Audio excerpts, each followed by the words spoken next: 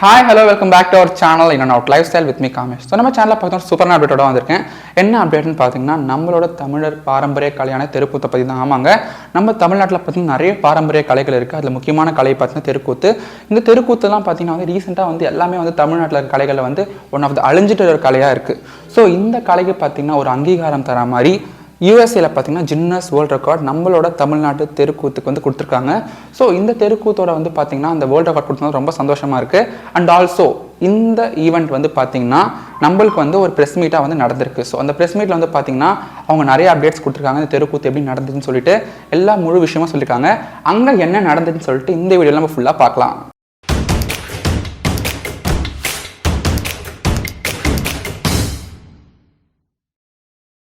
வந்து பங்கேற்ற நல்லா இருக்காது, நீங்கள்லாம் இவ்வளோ சிறப்பாக ப்ராக்டிஸ் பண்ணிகிட்ருக்கீங்கன்னு.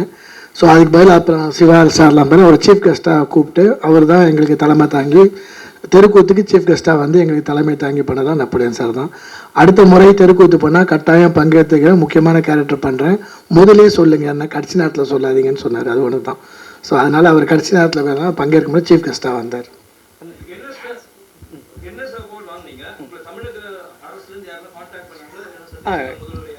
இல்லை, நான் இப்போ தான் வந்திருக்கேன். நான் வந்த உடனே உங்களை சந்திச்சிடணும் அப்படிங்கிறதுனால பத்திரிகையாளர் சந்திப்பு வச்சுருக்கோம். அடுத்தடுத்த வாரங்களில் நம்ம சந்திக்கிறதா இருக்கும். அதுக்கான வாகை சந்திரசேகர் சார் முக்கியமான அதை நான் சொல்ல மறந்துட்டேன். கலை பண்பாட்டு துறையிலிருந்து வாகை சந்திரசேகர் சார் மிகப்பெரிய உதவி பண்ணார். அந்தந்த நேரத்தில் என்னென்ன தேவையோ அதை வந்து அரசு சார்ந்து நான் பண்ணுறோம் அப்படின்னு சொல்லியிருக்காரு. இது தமிழக அரசுகிட்ட இருந்தும் நம்ம நல்ல வரவேற்பு கிடைச்சிருக்கு.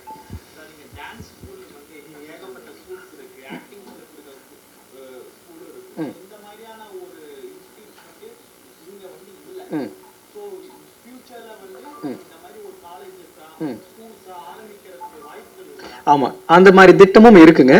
ஏன்னா மிகப்பெரிய அங்கீகாரம் கிடைச்ச பிறகு இதை வந்து நம்ம யூஎஸ்ல நேரடியா நம்ம போய் ஒவ்வொரு பிளேஸ்லயும் போய் நம்ம கத்துக் கொடுக்கறத விட யாருக்கெல்லாம் அது விருப்பம் இருக்கு அப்படிங்கறது நம்ம அவங்களுக்கே இருக்கிறவங்க தேடி வந்து ஒரு இடத்துல நம்ம கத்துக்கிறதுக்கான ஒரு பயிற்சி கூடம் நம்ம கூத்துப்பட்டுற மாதிரியான ஒன்றும் நம்ம சென்னையில தொடங்கணும் அப்படிங்கிற ஒரு நோக்கத்தோட தான் இருக்கும். கூடிய சீக்கிரம் அது சம்பந்தமான அறிவிப்பும் வரும். ஏன்னா நான் திரைப்படத்துறையில இருக்கிறதுனால தெருக்கூத்திலிருந்து திரைப்படம் வரைக்குமான ஒரு பயிற்சி பற்றையா ஒன்று உருவாக்கணும் அப்படிங்கிறதும் என்னுடைய எண்ணமா இருக்கு. அது விரைவில் இப்போ டிஎன்எஃப் எல்லாம் இது மாதிரியான நல்ல நோக்கத்துக்கு உதவக்கூடிய நிறைய உள்ளங்கள் இப்போ நமக்கு தொடர்பில் கிடைச்சிருக்காங்க. அப்படிங்கும்போது நல்ல விஷயம் எது நடந்தாலும் அவங்களுடைய ஒத்துழைப்பு இருக்கும் அப்படிங்கிற ஒரு நம்பிக்கையோட அந்த எண்ணமும் மனசுல உருவாயிருக்கு. அது கூடிய சீக்கிரத்தில் நிறைவேறும்.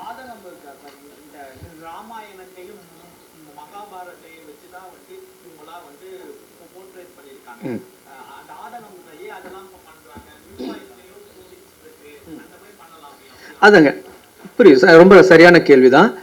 வெறும் ஆதங்கமும் அதன் மூலம் ஏற்படுற சிம்பதியும் கடந்து நம்ம வந்துட்டோம். ஆதங்கத்துக்கான வழி என்னன்னா, அதுக்கு என்ன மாற்று வழி? ராமாயணத்துக்கும் மகாபாரதத்துக்கும் மாற்றுக்கான கதைகளை 10 கதைகளை உருவாக்கியாச்சுங்க. அதியமான் கதை, குமணவள்ளல் கதை, நந்திவர்மன் கதை, கடையல் வள்ளல்கள், பாரி வள்ளல் கதை, இப்படி 10 தமிழர்களோட வாழ்வியல் உண்மையில் நடந்த வாழ்வியல் கதைகளை 10 கதைகளை தெருக்கூத்துக்காக எழுதியாச்சு. அப்போ அந்த ஆதங்கம் அதன் மூலமா நிறைவேறி முடிஞ்சிருச்சு. அப்போ ராமாயணமும் மகாபாரதமும் மட்டுமே இருக்கு அப்படிங்கிற ஆதங்கத்தோட வெளிப்பாடு தான் புதிய கதைகளை உருவாக்குறதுக்கான தேவையா இருந்ததுங்க. அதை நம்ம நிறைய கதைகளை உருவாக்கி இருக்கோம். இன்னும் புதிய நிறைய தமிழர் வாழ்வியல் சார்ந்த கதைகளை உருவாக்குவோம். நம்மள மாதிரி ஆதங்கத்தோடு இருக்கக்கூடிய எந்த கலைஞர்களும் அதை எடுத்து நடத்தக்கூடிய அளவுக்கு அந்த கதைகளை நம்ம ஒரு புத்தகமா வெளியிடக்கூடிய எண்ணமும் இருக்கு.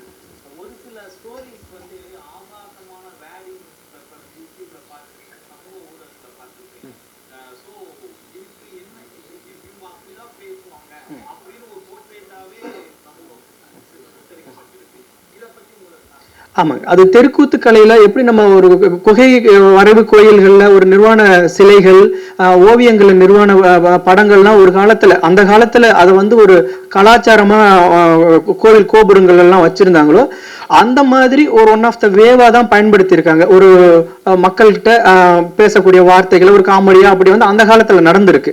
அது கோவில் திருவிழாக்கள் நடக்கும்போது வரைக்கும் அக்செப்டபிளா இருந்துச்சு. இப்போ நாம தமிழ் சங்கங்கள்ல, அரசு விழாக்கள்ல, பெண்கள் எல்லா குழந்தைகள் எல்லாருமே கூடியிருக்க இடங்கள்ல வந்து நம்ம தெருக்கூத்து நடத்துறோம். அப்படிங்கிறதுனால நான் முதல்ல மாடிஃபை பண்ணது என்னன்னா, கெட்ட வார்த்தைகள் பேசுறது, இந்த ஆபாச வார்த்தைகள் பேசுறது, உருவ கேலி பண்றது, பெண்களை இழிவா பேசுறது, உடல் உறுப்புகளை சொல்லி திட்டுறது, இந்த மாதிரியான நெகட்டிவ் வேர்ட்ஸ் எதையுமே பயன்படுத்தாமலே முழுக்க முழுக்க சிரிக்க வைக்க முடியும் அப்படிங்கிற மாதிரி தான் எல்லா கதைகள்லையுமே உருவாக்கியிருக்கும். இது வரைக்கும் எழுதின 10 கதைகள்லையுமே பயங்கர காமெடி இருக்கும். சார் சொன்ன மாதிரி ஒரு அதியமான் வந்து டே நான் ஒரு பெரிய வள்ளல்றா அப்படின்னு சொன்னாருன்னா, நான் கூட தான் ஒருத்தன் வந்து அழுதுட்டு தான் அவனுக்கு ஐபோன் 15 ப்ரோ வாங்கி கொடுத்தேன் அப்படின்னு சொல்லுவேன். சும்மா ஒரு இன்னைக்கு இருக்கக்கூடிய பசங்களுக்கும் புரியுற மாதிரியான காமெடிகளை வந்து நிறைய வச்சுக்கிட்டே இருக்கும். ஆனா அது ஆபாசமா இருக்காது. அதுல இருந்தும் இந்த தெருக்கூத்து கலையை வந்து அடுத்த கட்டத்துக்கு போகாததுக்கு அந்த ஆபாச வார்த்தைகளும் ஒரு காரணமா இருக்கலாமோ அப்படிங்கிறதுனால நம்ம வந்து அதையும் நீக்கிட்டு ஆரோக்கியமான நகைச்சுவைகளை சின்ன குழந்தைங்களும் ரசிச்சு சிரிக்கிற மாதிரியான நகைச்சுவைகளோட தான் நம்ம இந்த 10 கதைகளும் பண்ணிட்டு இருக்கோம்.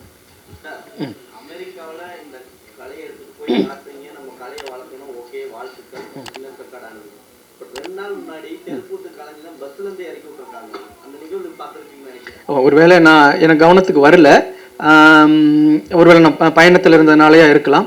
ஒருவேளை அப்படி நடந்திருந்தா அதுக்கு வன்மையான கண்டனங்களை இந்த தெருக்கூத்து கின்னஸ்ங்கிற ஒரு மணிமகுடத்தை சூட்டின இந்த நிர்வாகிகளோட இந்த ஒருங்கிணைப்பவர்களோட இந்த மேடையில் உட்கார்ந்துருந்து அதுக்கான நான் ஒரு வன்மையான கண்டனங்களை தெரிவிச்சுக்கிறேன். நான் முன்ன சொன்ன மாதிரி தான் தெருக்கூத்தாடினாலே அவங்க மேல ஒரு பிம்பம் ஒன்று கிரியேட் ஆகிருக்கு. அதையெல்லாம் மாற்றணும். நான் சொன்னேன், அவங்க அனுப்பின குரல் பதிவெல்லாம் இதோட வெளிப்பாடா இருக்கலாம். ஒரு கூத்தாடியை பார்த்தாவே வந்து ரொம்ப குடிகாரனை பார்க்கறத விட மோசமான ஒரு பார்வை இருக்கு. அதையெல்லாம் அனுபவிச்ச அந்த தெருக்கூத்தாடிகள் நம்மளுடைய கலை அமெரிக்கா மாதிரியான ஒரு வல்லரசு ஒரு நாட்டுல மிகப்பெரிய அங்கீகாரம் பெற்றிருக்கும் போது எங்கெங்கயோ தேடி பிடிச்சி என்னுடைய நம்பரெல்லாம் தேடி பிடிச்சி அவங்க பேசின வார்த்தைகள் இந்த மாதிரியான அவமானங்களோட வெளிப்பாடாக தான் இருக்கும் அப்படின்னு நினைக்கிறேன். தொடர்ந்து அதோட பார்வையை அதோட அந்த மாதிரி நடத்துறவங்களோட எண்ணத்தையும் மாத்துறதுக்கு தொடர்ந்து நம்ம வேலைகளை செஞ்சுக்கிட்டே இருப்போம்.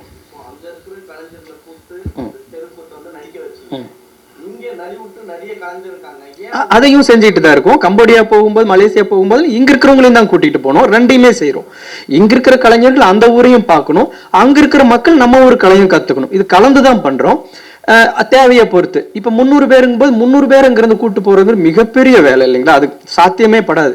பொருளாதாரம் அது இங்கிருந்து 2 மாசம் போறது இது எல்லாமே சாத்தியப்படாதுங்கும் போது அங்க இருக்கிற கலைஞர்களுக்கு நம்ம பயிற்சி வைக்கிறதுங்கிற அந்த வேவுக்கு நம்ம போறோம். ரெண்டுமே கலந்துதான் பண்றோம். கம்போடியா எல்லாம் போகும்போது இங்க இருக்கிற கலைஞர்களை தான் நம்ம டிக்கெட் போட்டு கூட்டிட்டு போனோம்.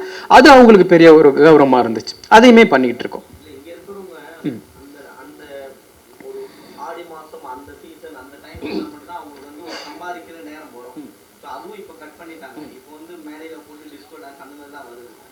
ஆனாலும் இந்த தெருக்கூத்து கலைஞர்கள் நாங்க நடிச்சே தீருவோம் அப்படின்னு சொல்லிட்டு ஒருவேளை சாப்பாடு இல்லைன்னா கூட பரவாயில்லன்னு இருக்காங்க.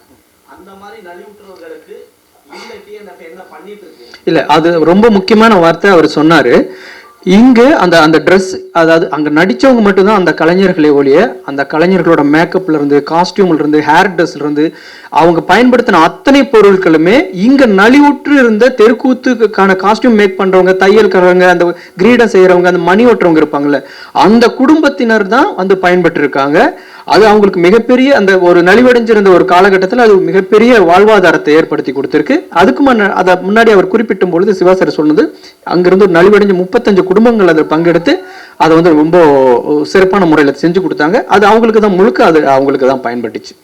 சினிமா துறையில வந்து சமீபத்தில் பார்த்தீங்கன்னா மாரிசெல்வம் ஒரு படத்துல வந்து ஒரு வயசான தெருக்கூத்து கலைஞரை கூட்டு வந்து அப்பாவை நடிக்கிறார், மணிகண்டன் அப்பாவை. அவர் இறக்கும் அவர் நடிச்சாரு, பேர் வாங்கிச்சு, இப்படி பண்ணாங்க அப்படின்னு நம்ம வந்து இது அனுதாபப்பட்டமே தவிர அவர் இறந்துட்டாருன்னும் போது ஒருத்தரும் ஒரு இதுவும் பண்ணல, எந்த கல்வியும் பண்ணல. சினிமா துறை கூட தெருக்கூத்துக்கு எதிராக இருக்கா? இல்ல, அப்படி இல்லைங்க. நான் வெங்காயம் படத்துலயுமே அதே மாதிரி வாழ்வியலை சொல்லியிருப்பேன். அந்த கலைஞர்களோட துன்பம் துயரம் எவ்வளவு இருக்கு அப்படிங்கிறத நம்ம சொல்லியிருப்போம். இப்போ கொஞ்ச காலமா நிறைய திரைத்துறையில வந்து தெருக்கூத்து சார்ந்த காட்சிகள் வைக்கப்படுது. இப்ப கூட நிறைய படங்கள்ல தெருக்கூத்து சார்ந்த விஷயங்கள் வந்து ரொம்ப அதுக்கு முன்னாடி நடத்தின மாதிரி ஒரு கட்டத்துல வந்து திருநங்கைகள் மேல இருந்த பார்வை கொஞ்சம் கொஞ்சமா மாறி வந்துச்சு இல்லைங்களா? அது மாதிரி இன்னும் ஒரு கொஞ்சம் காலங்கள்ல நம்ம எல்லா இடங்களையும் இது வந்து பொதுவான ஒரு கலையா மாறும் பொழுது திரைத்துறையினராக இருக்கட்டும், பொதுமக்களுக்காக இருக்கட்டும், எல்லாருக்குமே இந்த தெருக்கூத்து மேலேயும் தெருக்கூத்து கலைஞர்கள் மேலேயும் இருக்கக்கூடிய பார்வை இப்ப இந்த கின்னஸ் கிடைச்சிருக்கு அப்படின்னா கண்டிப்பா ஊருக்குள்ள பேசும்போது இந்த மாதிரி தெருக்கூத்துக்கு கிடைச்சிருக்கு. அது ஒரு வெள்ளக்காரங்க வந்து நம்ம ஊர்ல ஒரு இருக்கும்ல, யாராலையும் செய்ய முடியாத ஒரு விஷயத்துக்கு தான் சாதனையாளர்கள் ஒரு சர்டிபிகேட் கொடுக்குறாங்கன்னா அது இந்த கலைக்கு கிடைச்சிருக்கும் போது இன்னும் அது கூடுதலா ஒரு மரியாதை கிடைக்கும் பொழுது கண்டிப்பா எல்லா துறையினருமே அதை வந்து அக்செப்ட் பண்ற மாதிரி தான் இருக்கும். அது கொஞ்சம் கொஞ்சமா மாறி வரும் அப்படிங்கிற நம்பிக்கை இருக்குங்க, திரைத்துறை உட்பட எல்லாமே.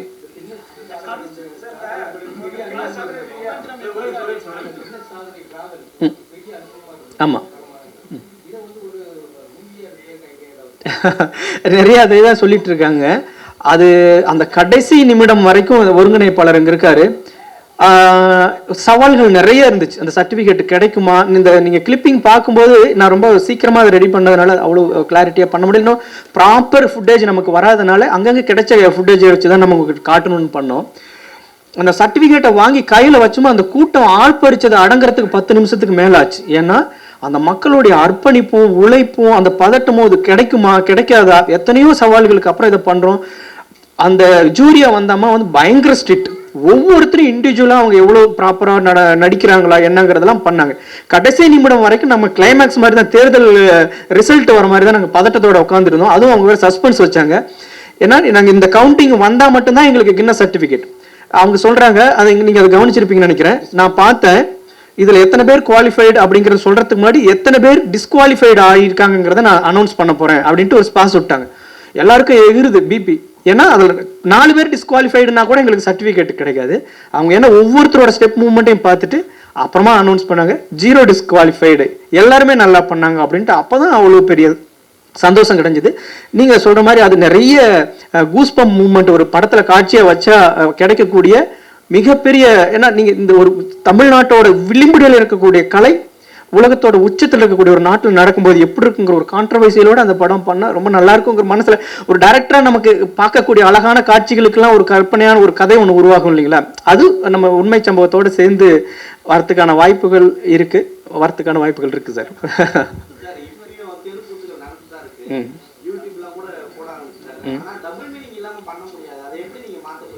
பண்ணியாச்சு சார் நிறைய. இப்போ நம்ம தமிழர் கதைகள் பண்ணுற, நான் இது வரைக்கும் 10 கதைகளை 10 நாடுகளில் நடத்தியிருக்கேன். ஒரு ஆபாச வசனம் இருக்காது, பெண்களை இழிவாக பேச மாட்டோம். இல்லை இது அதான் இப்போ அது கொஞ்சம் கொஞ்சமாக மாறும் சார். இது அது ஒரு கிட்டத்தட்ட 2000 வருஷமா இருந்து வருது சார். மகேந்திரவர்ம பல்லவன் காலத்திலிருந்து நம்ம சிலப்பதிகாரத்திலிருந்து தெற்கூத்து சம்பந்தமான காட்சிகள் இருந்துட்டு இருக்கு.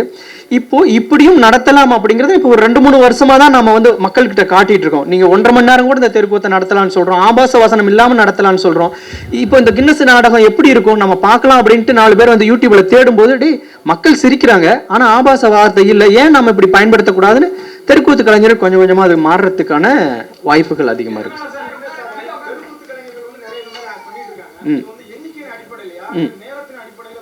எண்ணிக்கையின் அடிப்படையில் வெளிநாடுகளில் வந்து இவ்வளவு கிரௌட் 300 பேர் சேர்ந்து இது வரைக்கும் பண்ணினதில்லை. அந்த அடிப்படையில் எண்ணிக்கையின் அடிப்படையில் தான் இது வந்து கொடுத்தாங்க. நன்றி. நீங்கள் சில இளையராஜா அவர்கள் வந்து ஒரு 35 கலைஞர்களுடன் நேரில் வந்து ப்ரோக்ராம் பண்ணாங்க. சூப்பர் ஸ்டார் அவர்கள் வந்து ஒரு 1/4 மணி நேரம் வந்து தமிழ் அறக்கட்டளை சார்பில் வாழ்த்து பேசினாங்க. இன்னும் கிட்டத்தட்ட ஒரு 1000 பார்ட்டிசிபெண்ட்ஸ். அந்த 1000 பார்ட்டிசிபெண்ட்ஸ் வந்து பார்த்திங்கன்னா பாதி பேர் இளையோர்கள், ஆக்சுவலாக வந்து ஸ்கூல் கிட்ஸ் தான் வந்து பண்ணாங்க. இதை கம்ப்ளீட்டாக இந்த ஊரில் பார்த்தீங்கன்னா எல்லா வேலையும் செய்கிறதுக்கு வந்து காசு கொடுத்தா எல்லாம் அந்தந்த ஈவெண்ட் மேனேஜர்ஸ்லாம் வந்துடுவாங்க. அங்கே 500க்கும் மேற்பட்ட தன்னார்வ தொண்டர்கள், ஆக்சுவலாக வந்து அது வந்து 5 வயதிலிருந்து 90 வயது வரைக்கும் உள்ள தன்னார்வ தொண்டலர் எல்லாம் பகலில் வேலைக்கு போயிட்டு ஈவினிங் வந்து பண்ணுறது, வீக்கெண்ட்ஸு. ஸோ இதெல்லாம் பண்ணி கிட்டத்தட்ட ஒரு 5000 பேர் கூடிய ஒரு மாபெரும் விழா. ஸோ அமெரிக்காவில் இதில் நடந்தது கிடையாது. ஒரு மிகப்பெரிய பிரம்மாண்டமான அரங்கம், டாப் 10 அரங்கங்கள் யூஎஸில். இளையராஜா அவர்கள் அந்த அரங்கத்தில் நடக்க போகிறது அப்படின்னு சொன்னோடனே ஒத்துக்கிட்டார் ஆக்சுவலாக வந்துட்டு. ஸோ எல்லாத்துக்குமே வந்து தமிழ்நாடு அறக்கட்டளையின் தலைவர் வீரா அவர்கள் ப்ளஸ் நேஷ்னல் லீடர்ஸ், எல்லா சாப்டர் லீடர்ஸ் அங்கே இருக்கிறவங்க எல்லாருடைய ஒத்துழைப்பு, வாலண்டியர்ஸ் ஒத்துழைப்பு வந்து நம்மளால் முடியும் அப்படி சாதித்து காட்டிய ஒரு பிரம்மாண்டமான விழா வந்து கிட்டத்தட்ட வந்து ஒரு $3.25 மில்லியன் மேலே. அது ஒரு மிகப்பெரிய சாதனை ஆக்சுவலாக வந்து அமெரிக்காவில். இது எல்லாமே வந்து தமிழர்களுக்காக, ஸோ நம்மளுக்கு தமிழ்நாடு அறக்கட்டளைக்காக அங்கு உள்ள தமிழர்களும் இங்கு உள்ள தமிழர்களும் இணைந்து அடுத்து வருகிற 50-100 ஆண்டுகளுக்கு ஒரு இணைப்பு பாலமாக இருந்து முன்னேறக்கூடிய ஒரு நோக்கத்தோடு வந்து ஏற்பாடு செய்த விழா. நன்றி. எதுவும் கேள்விகள் இருக்கா இது தொடர்பு?